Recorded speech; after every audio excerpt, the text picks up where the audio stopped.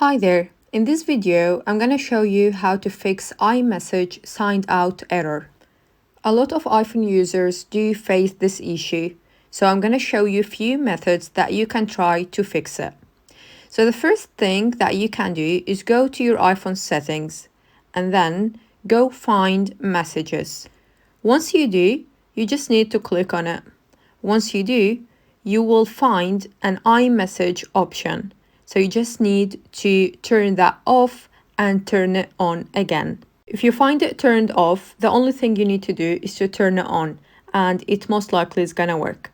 Go to iMessages and check if the problem has been resolved. If not, so you can move to the next method. The next thing that you can do is to go to your settings and go to General and go to Date and Time. If your date and time is not set correctly, this might be causing the issue. So make sure that your date and time is correct. You can turn on the Set Automatically option.